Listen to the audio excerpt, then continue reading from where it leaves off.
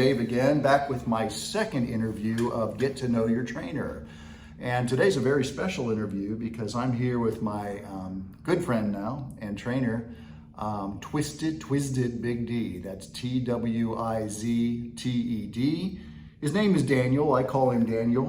What do you prefer to be called? It doesn't matter, just not late to dinner. Not late to dinner. Okay, well, neither one of us have a problem with that. Yeah, I make sure I make it. I'm hungry. I'm a big guy.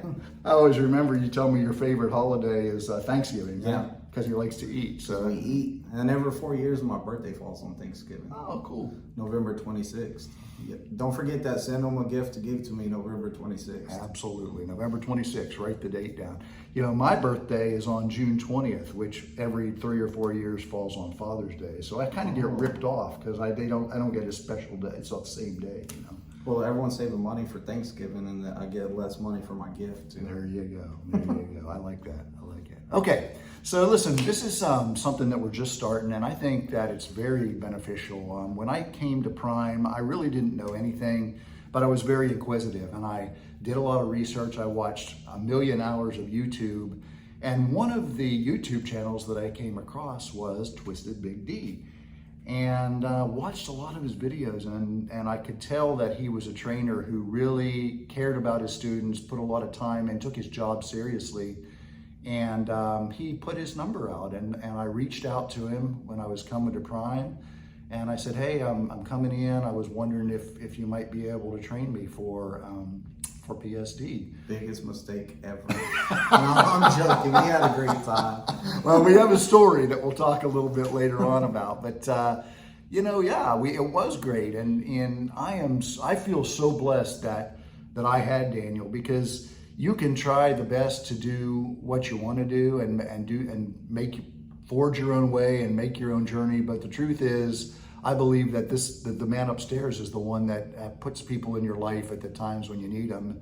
And Daniel was the trainer that I needed. And we're going to talk about why that is and why I think he was perfect for me. So Dan, would you take a few minutes and just tell us a little bit about you, where you're from, what your background is, how you got into Prime and then into training? So before I came to Prime, I was a correctional officer for 13 years, and they had a budget cut, so they took away our overtime, and that took me from making about $60,000 a year to making like $35,000 a year. Wow. So it's a big pay cut because I was working like every day. I'm a workaholic. Even out here, I'm a workaholic.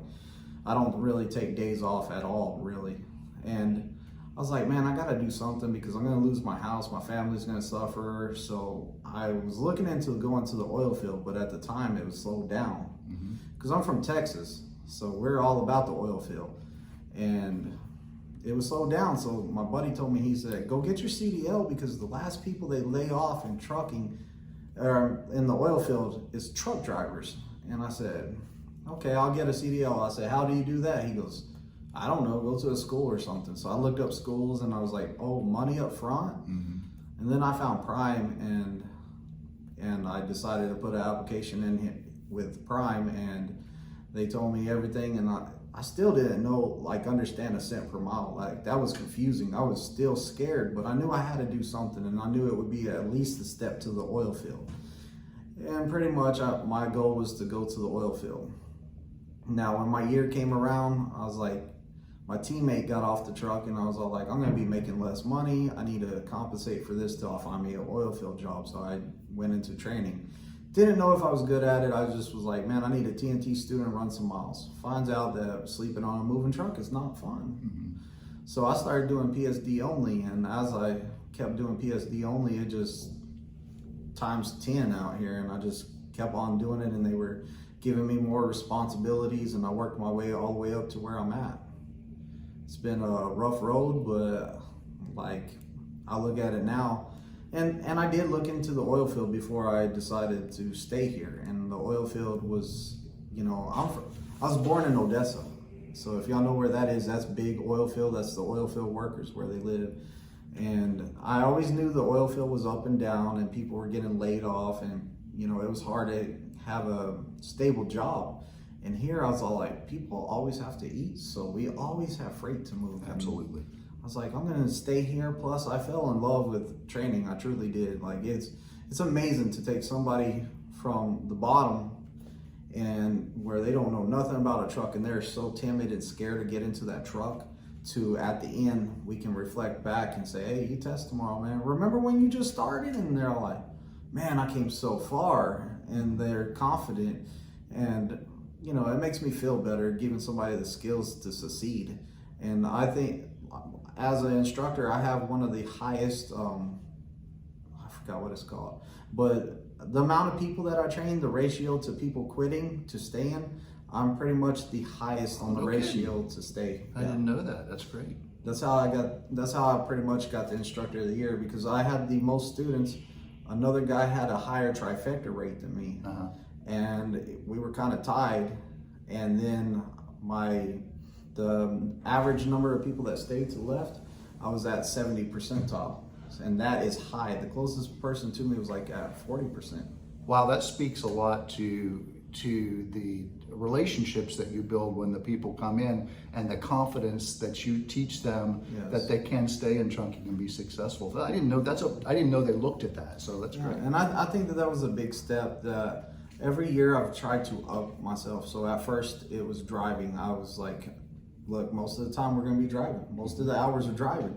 I said I want to perfect that. So I did a good job, and I didn't have anyone fail a drive test until my 3rd year of training.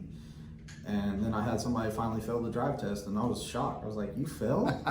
So I'm really tough on the drive, and I tell my students all the time that I'm not going to tell you that you're doing good while we're driving, so be prepared for it. I'm going to tell you everything you do wrong so you can improve on it. If you remember that talk. Yeah, I remember them all. So, and then the second year I improved on the backing, so I kind of moved off of the points for the most part, unless I need to put somebody on the points. And pretty much the way I was training was, there's a spot, put it in there. And I feel like that is what helped me the most, is giving them the confidence before they went on TNT. And the reason I did that was because I had this student, RJ. I probably shouldn't have said his name, but anyways, he went on TNT, and his trainer wasn't good at teaching him how to back. He wasn't good at telling him anything. Well, I taught him the basics of backing, which is the points, is the basics of how to move the trailer around, how to maneuver it, stuff like that. And so he knew enough to get the job done, and his trainer wasn't good at backing either. He was always calling me. I had to help my trainer back it in here. I had to tell him which way to turn the wheel. He didn't even know that. Right. So I was like, man, I don't want to put no one else in that situation. So I stepped up my game some, and that's whenever I got to the point where I'm like, just put it in the spot. And there was another trainer out here that taught me how to put what I see into words, because I didn't know how to put it into words, and he taught me how to put it into words. And that's how I started doing this. So every year I try to improve myself in one way or another, trying to make myself better each year. Yep. So, and that's recognized. The staff here recognized it. You were awarded Instructor of the Year, Trainer of the Year, and wow! And I saw that. Before I came, I thought, wow, this guy must know what he's doing. He's earned that, and then when I got here, I could tell that he took his job very seriously. And you know, I've said in other videos, it's not always fun out here. It's stressful and it's challenging, and it's meant to be that way, because guess what? You're going to be driving an 80,000 pound vehicle, and these folks are putting their name on the line, saying that you at least have the basic skills and you know what you're doing to turn you loose and be able to do that. And I know that, Daniel, you own that. I mean, you want to feel good before you say he's ready to test, right? Yes, we try our hardest and get you as good as you can be. And it starts with listening. So one of the major issues that we kind of have out here is people don't want to listen, because maybe they feel like they're, what's it called? Whenever you're all like, man, I got this, watch what I can do. You don't want to take instruction. Yeah. You think that you already have the skills to do this. A lot of people need to slow down, stop what you're doing, open your ears and listen to your instructor and trust in them, because guess what? They're the ones that are helping you get your CDL. If you didn't need them and you didn't want to listen to them, you should have been and tested with somebody else. So I think that's one of the most difficult things right now for people to get over with, is just to open their ears and listen to their instructor and have faith in their instructor to get them through this. Great advice. So I wanted to talk just a little bit and tell our story because I think people will find it very interesting. He gave me COVID. I think I did. We don't know for sure, but we've come to the conclusion that it was probably me. So I came here last early September for my initial training, and after being assigned to Daniel, I'd spent about a week and a half here, and I started feeling sick, and I thought I just had a cold. And of course, I'm talking to my wife on the phone, and she keeps saying, "You don't have COVID." She was willing it away. She wanted to say, "You're not sick." Well, eventually, I went out and I took one of those tests, and it came back positive. And the very same day, I talked to Daniel on the phone, or somebody in the plaza told me, "Daniel's out sick. He's got COVID." So I didn't see him for a few days, but we were talking the whole time on the phone. I think he came back. They sent me home. They said, "Hey, you're sick. Go home, or you can quarantine here in the hotel." I said, "Heck no, I'm not going to do that." So I jumped in my car, drove 1,500 miles sick to Florida, and I spent a month at home getting better. You were out like 2 weeks, I think. I was out 2 weeks, and then whenever I came back, I failed another COVID test. So I ran freight for like 6-7 days, and then I came back and I was cleared to start training again. And then I messed up, man. I went to a shipper over here, and they were all like, "Parking overnight parking, it's gonna be a while." And they're all like, "Why didn't you bring an empty trailer?" I said, "Prime wouldn't let me in their yard because I got COVID." No. And I was like, "Oops." So like they came out real fast with my paperwork, and they loaded me real quick. Security guard came out all suited up. They're all like, "Here's your stuff. Get out of the lot. Don't talk to nobody." I was like, "My bad." But I wasn't thinking about it. I was like, they wouldn't let me get an empty trailer because I had COVID. They didn't want me coming in here because it was a positive test, even though they said I wasn't contagious. Right. So they're all like, "Bobtail over here, get a load." I was like, "Okay." And then I made the mistake of telling them that. Fastest I ever got loaded out of there, though, I'll tell you that. I'll bet.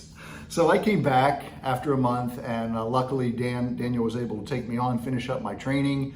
I was here for 2 more weeks, and he says it on his channel all the time. I was probably the student he had the longest ever in his whole career because of the COVID thing. But, you know, here we are, we're sitting to do this interview today. We talk on the phone. I listen to his channel. I still get great advice. Twizted Big D, that's TWIZTED Big D on Yahoo. Listen to it. Yahoo. I'm sorry, on yeah. It's because you're trying to read the letters off the hat while I'm saying it. No, it's on YouTube. And he does a weekly live where he answers questions. You can type the questions in about trucking, and there's just a wealth of knowledge here. So, you know, check him out. But I listen to it. Thursday nights at 7 p.m. 7 Central Time. Check it out. I listen whenever I can because even though I hear a lot of the same topics come up all the time, I pick up valuable information. So I suggest you do that. So I came back. We finished up our training. I did not pass my test the first time. I failed it the first time, failed one of my backing. And Daniel told me the whole time, he said, "You overthink." He said, "You're one of the worst overthinkers I've ever had." And I didn't understand what he really meant at that time. But over time, I've come to realize that I made it harder than I needed to make it. I'd be like, "Which way you need the back of the trailer going?" And he would be like, "That cloud over there looks like a snake, and there's a bird flying by over there. And then there's a shadow on that cone over there. So I think it's about 12 o'clock. It's getting close to lunchtime." And I'm all like, "Dude, which way you need the back of the trailer go?" Yeah. Don't make it harder than it needs to be. Don't answer questions that I didn't ask you. It's very programmed. They know what they need to do to teach you. And again, if you listen, they'll get you through more quickly and with a whole less heartache. Oh, yeah. So that's really all I have. The last thing I want to ask you, Daniel, do you have any suggestions or any advice that you would give to someone that may be listening who's thinking about trucking as a career or decided that they want to come to kind of be ready to be successful as a trucker? Do research out there on it. As many companies as you can. Like on my channel, I don't say, "Hey, come to Prime, it's the best channel." I tell people, it's the best company. I tell people, get out there, do your research, find the company that fits you best. Don't give up on it. If the company you first picked won't take you, don't quit there. Keep going. Go to the next one. Also, do research about living on a truck, the life of a trucker. Like, there is a lot of great information on all kinds of platforms. Be careful who you watch. Some of it, if they're talking about rainbows and puppy dogs, it is rough out here. It is hard work. Come in here with open ears. Come in here with good work ethics. You need to be out there working hard. We're not handing out free CDLs, especially not here at Prime. You got to put in the work, and you have to have the dedication. Make sure your heart's into this whenever you make the decision to come out here. Thank you. Very good You're advice. welcome. Appreciate it, Daniel. Yes, sir. Twizted Big D, check him out on YouTube. This is Captain Dave with Simple Plan Trucking, and we'll be talking with you again real soon. Bye-bye.